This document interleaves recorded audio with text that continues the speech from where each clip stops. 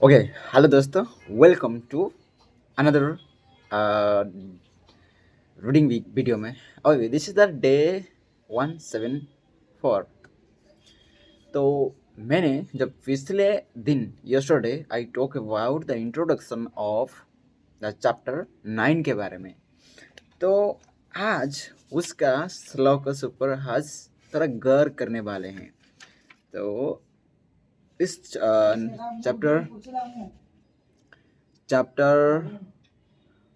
9 का जो टाइटल है निर्वेद चर्चा मैंने जितने भी वो चर्चा कर रहे हैं निर्वेद पर. ओके, एंड इसमें एक एग्जांपल लिखा है कि यहाँ पर कहा जाता है. ओके, रिवाइज करने के लिए आपको बता दूं कि ओके, एक इस सृष्टि में, इस पूरी दुनिया में एक ऐसी एक ही चीज है जो तुम कितने भी बांटो, कितने लोगों के साथ भी कितने बार भी बांटो, लेकिन वो ख़त्म नहीं होगी.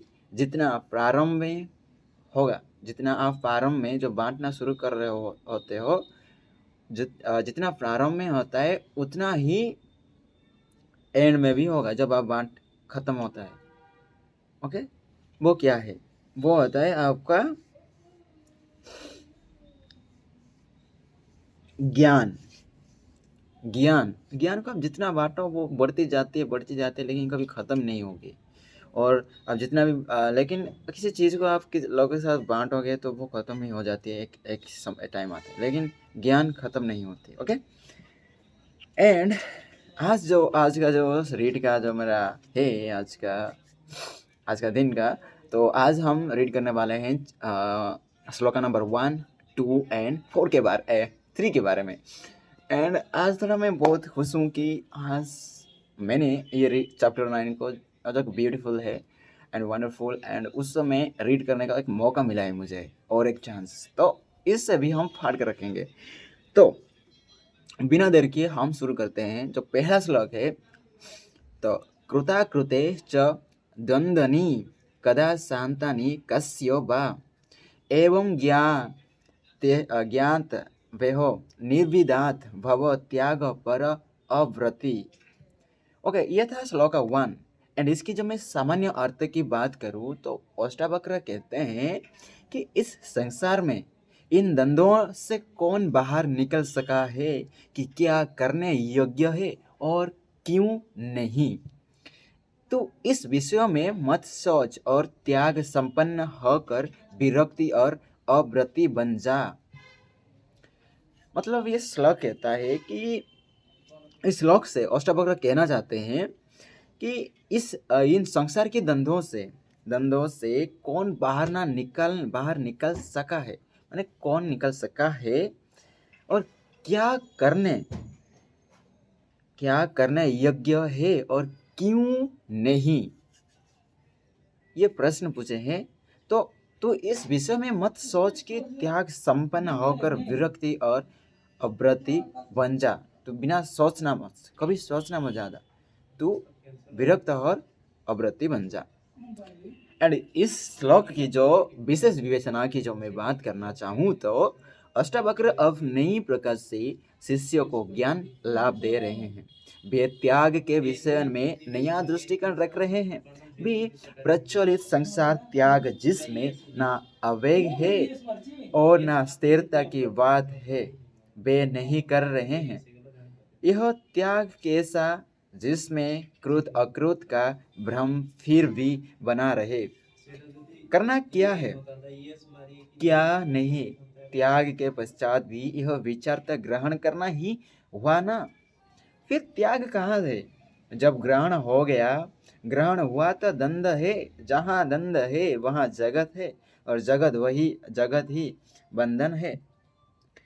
तो बंधन अशांति का स्रोत है. कुछ ऐसे भी संसारी होते हैं जो शांत होने का दिखावा करते हैं पर शांत नहीं होते. संसार में ऐसा कोई नहीं है जो यह कह दे कि अब मेरी सभी कामनाएं पूर्ण हो गई है और अब कोई इच्छा शेष नहीं. संसार अंत तक इच्छुक भिक्षुक है. भिक्षुक है और इच्छाओं से संतप्त है। अशांति और क्लांति के खेव में डूबा विक्षिप्तता को प्राप्त होता है। अतः अष्टावक्र अपने शिष्य से कह रहे हैं कि कृत अकृत के विषय में वैरागी हो जा। कृत अकृत के विषय में वैरागी हो जा। ये तेरे सोचने के विषय नहीं है। यह तेरे सोचने के विषय नहीं है। अवृत्ति और विरक्त होकर अपने आप को स्थिर मना बना। ये आपका काम नहीं है कि आपको सोचना है, क्या करना है, क्या त्यागना है, क्या कुछ करना है। यह आपका काम है कि आपको अपने आप को स्थिर मना बना रखना है। Okay, next sloka. This is the sloka 1, and next is talking about the sloka number 2. Sloka number 2 is talk about kasyapi tata dhanyasya lak chesta valakanath जीवितेच्छा बुभुख्या च बुभुत्स पसमम गताः। और एक फिर से मैं पढ़ना चाहूँगा इस श्लोक को। कस्यापि तात धन्यस्य लोक चेष्टा बल लोकनाथ जीवितेच्छा बुभुख्या च बुभुश्च पसमम गता। ओके, इस श्लोक के जब मैं सामान्य अर्थ की मैं बात करूँ तो ये तात संसार की उत्पत्ति और विनाश, वो इसका लोकाचरण देखकर कोई महान पुरुष ही जीवन भोग और ज्ञान की इच्छा से मुक्त हो सकता है, अर्थात वह शांत हो पाता है। मतलब ये कहना चाहते हैं, हे तात, इस संसार की उत्पत्ति और विनाश, वो इसका लोकाचरण देखकर कोई महान ही पुरुष जीवन भोग और ज्ञान की इच्छा से पूर्ति होता है। नहीं तो शांत हो पाता है, लेकिन नहीं तो सारे लोग पीछे पड़े हैं मेटेरियलिस्टिक जिंदगी में। ओके, एंड विशेष विवेचना की मैं बात करूँ तो विश्व क्यों लुभाता है, क्यों मनुष्य इसमें आकृष्ट होता है? इसका कारण है जगत में भोग पदार्थ की प्रचुरता, मन मोहने वाले दृश्य और नेत्रों को सुख देने वाला सौंदर्य, इनसे कोई स्थिर मना ही लुब्ध हुए बिना रह सकता है। मतलब आपको इस जगत में ना जो चीज़ें हैं, सुंदर चीज़ें हैं, उससे देखकर कोई लुभा सकता है क्या? हाँ, अपने मन को स्थिर रख सकता है क्या? नहीं। आप जब किसी चीज़ ओके, मैं कहना चाहूँगा इसमें थोड़ा सॉरी इंटरप्रिटेशन के लिए। ओके, मेरी बात में करूँ तो मेरी भी अभी भी कभी कभी होता है, कभी कभी नहीं, अक्सर होता था एंड अभी होता नहीं ज़्यादा, कि जब हम किसी चीज़ को देखते हैं ना, जो चीज़ सुंदर होती है वो ऑटोमेटिकली आपके अंदर उसके लिए ना कुछ पॉजिटिविटी, अच्छी चीज़ें ही सोचने को मजबूर करती है जो सुंदर होती है। लेकिन जो चीज़ आपकी आँखों को अच्छी नहीं लगती, उस चीज़ के बारे में ना हमारे दिमाग कुछ गलत नेगेटिव चीज़ें आना शुरू कर देती है हमारे दिमाग में। ओके, तो इससे हम किसी सुंदर चीज़ को हम देख कर ना अपने मन का स्थिर नहीं रख सकते। वो चीज़ जैसे चल रही है उसके साथ ही आपका मन जाएगा। थोड़ी तो होगी, ये जरूर डिस्ट्रैक्शन तो जरूर होगी, आपका मन स्थिर नहीं रहेगा। जैसे कि आप खुश रहते हो, जब खुश होते हो आपका मन, ज़्यादा खुश होते हो तो आपका मन अपने पास नहीं रहता। उसी तरह जब आप क्रोधित होते हो, एंग्री, उस टाइम पे भी एंड जेलसी के टाइम पे भी आपका मन स्थिर नहीं रहता। अगर आपका मन स्थिर नहीं है तो आप किसी चीज़ भी करो वो अच्छी नहीं होगी। ओके, तो मैं इतना ज़्यादा मैं बोल दिया लगता है। तो नेक्स्ट वापिस आते हैं इस हमारे टॉपिक के ऊपर। भोग विलास कि तलाशा लालसा, भोग विलास की जो लालसा मानव को बांध देती है। सब जानते हैं कि ये सब आसार मिथ्या है, पर भोगों की लालसा इस भान को दबा देती है। यह दैत्य दर्शन का परिणाम है। मनुष्य मुक्त होने की सोचता है, पर मुक्त होना नहीं चाहता, क्योंकि भोग छूट जाने का भय रहता है। यहाँ पर अच्छी बात, ओके, फिर से मैं थोड़ी सी बोलना चाहूँगा कि हमें पता है, ओके, हमें पता है कि हम किसी भी चीज़ को करने से पहले ना, अच्छा या बुरा, हमारे दिमाग में ना दो चीज़ें आती है, या करे या नहीं। अगर आपका अच्छा होगा ना, आपके अंदर से अच्छाई होती है, तो आपका करने से मना करेगा।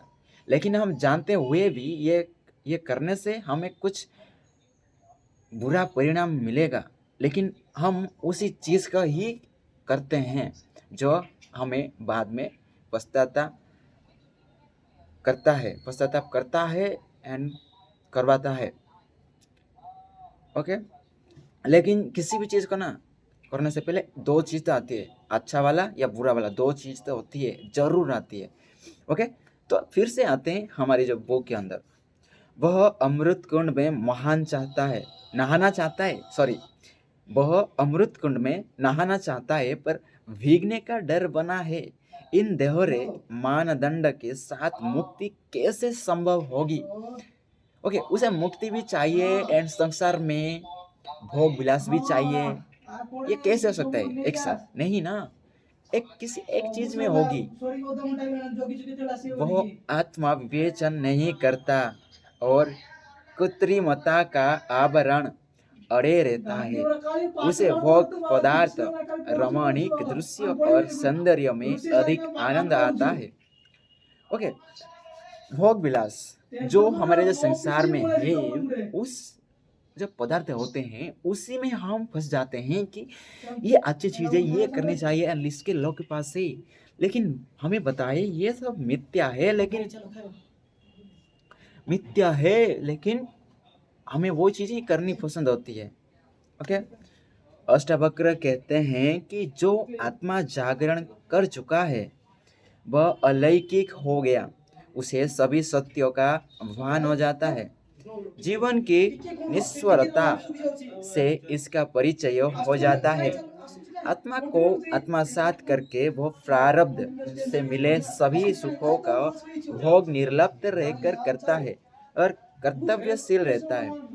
हे राजन, जो विश्व की उत्पत्ति और विनाश के चक्र से परिचित है, ऐसा कोई बिरला ज्ञानी ही है। जीवन भोग वो ज्ञान की इच्छा से मुक्त होता है। ओके, जो विश्व की उत्पत्ति और विनाश के चक्र से परिचित होता है, ऐसा कोई विरला ज्ञानी ही जीवन भोग वो ज्ञानी की इच्छा से मुक्त होता है। नहीं तो सारे लोग भोग विलास के पीछे भागे रहते हैं। ये सच है। आज की दुनिया में आपके पास कुछ आज की ज़्यादा होती है, ज़्यादा आजकल जो इंटरनेट होती है, सबके पास तो फ़ोन भी अवेलेबल होगा, जैसे कि मेरे पास भी है, जो कि मैं अभी रिकॉर्ड कर रहा हूँ। तो उसमें ना न्यूडली बहुत दिखाया जाता है कि ओपनली, मतलब तो जितना जब वासना कामनाएं जागृत हो जाती है यार, जब आप छोटे से ही अपना फ़ोन पकड़ते हैं उसमें ही। आजकल तो टीवी में भी चलता है। आजकल बिना सीन वाले ना मूवीज नहीं चलते। इसलिए डायरेक्टर का भी, जैसे कि डायरेक्टर्स क्या करते हैं, जैसे कंज्यूमर्स को डिमांड होती है उसी तरह की वो बनाती हैं चीज़ें, जैसे समझ लेना। ओके, तो फिर से आते हैं हमारे जो लास्ट आज का श्लोका है, श्लोका नंबर 3 के बारे में। तो अनित्यम सर्वमें वेदम तापत्र युधिसितम असारम निंदितम हेयमि ति निश्चेत्य साम्यति। ओके, फिर से मैं और एक बार पढ़ना चाहूँगा अच्छे से। अनित्यम सर्वमें वेदम तपत्र यदुसितम असारम निंदितम हेयमि ते निश्चित्य सम्यति। ओके, इस श्लोक के जब मैं सामान्य अर्थ की मैं बात करूं तो यह विश्व अनित्य है, त्रितापों से दूषित है, यह निस्वार निंदित है और घृणा के यज्ञ है। जो ज्ञानी इस बात को निश्चय पूर्वक जान लेता है वह परम शांति को प्राप्त कर लेता है। ओके, मतलब ये श्लोक ये कहना चाहता है जो ये विश्व एक अनित्य है एंड त्रितापों से दूषित होती है। त्रितापों से मतलब जो मेटेरियलिस्टिक चीज होती है उसी तरह समझ लो, जैसे कि मुझे समझ आ रहा है उसी तरह मैं समझा रहा हूँ, लेकिन कुछ आपको कुछ अलग इसका यदि मीनिंग आ रहा है यदि आ रहा है तो उसका आपको मेरे कमेंट पिन कर देना, तो मैं भी उसे भी आप समझाऊँ जान सकूँ कि आप कैसे आपका जो आपके ओपिनियन से आपके हिसाब से। ओके, एंड यह निस्सार निंदित और गुणा के यज्ञ है। जो ज्ञानी इस बात को निश्चय पूर्वक जान लेता है वो परम शांति को प्राप्त कर लेता है। ओके, इस श्लोक की जो विशेष विवेचना की मैं बात करूँ तो इस सत्य से सब ज्ञानी परिचित होते हैं कि यह संसार अनित्य है और नशावान है, फिर भी लोग इसके मोह पास में बंधे रहते हैं। ओके, इस सत्य को सब लोग जानते हैं, ज्ञानी परिचित होते हैं, यह संसार अनित्य है और नशावान है, फिर भी लोग इसके मोह पास में बंधे रहते हैं। शरीर रोग का आश्रय स्थल है और जगत त्रिपात से ग्रस्त है। दैहिक दैविक और वैदिक तापों ने जगत को विकारग्रस्त कर दिया है। सृष्टि असार है क्योंकि यह स्थायी नहीं है, और जो स्थायी नहीं है वो क्या सुख, क्षणिक वैदिक सुख की लालसा में इन दिव्यता को खोने में कहाँ की समझदारी है। जो अलौकिक है, जिससे जन्म मरण का बंधन छूटता है, उस नित्य आत्मा को विस्मृत करना मूढ़ता ही है। आत्माज्ञानी इस सबसे परिचित है। वह नश्वरता के परम सत्य को जानता है कि जो दृश्यमान है वो नाशवान है, वो अदृश्य निराकार और चैतन्य स्वरूप को देख पाने में सक्षम है। क्योंकि यह वो स्वयं है, उसके लिए जगत निष्कृष्ट निरीश और निंदा यज्ञ है, त्यागने यज्ञ है। सद्गुरु कहते हैं कि हे राजन, आत्मा ज्ञानी से अधिक विवेकशील कोई नहीं होता। आत्मा ज्ञानी ही संपूर्ण ज्ञान है। इससे उसे अनित्य संसार की निस्सरता त्रिताप विकार का भान हो जाता है और इसके चित्त को परम शांति की अनुभूति हो जाती है। अनित्य सृष्टि के प्रति निरपेक्ष रहने की दृष्टि ही अभिष्ट है। तटस्थ से ही आत्मा स्वरूप विस्तार हो पाता है। ओके, जो लास्ट श्लोक में जो मेन पॉइंट होती है कि हमें जो ज्ञानी लोग होते हैं, जो वो आत्मा ज्ञानी को जो पहचान लेता है, उससे बड़ा विवेकशील कोई नहीं हो सकता। एंड हमें पता है कि जो सत्य क्या है, लेकिन हम सत्य को एक्सेप्ट नहीं करते।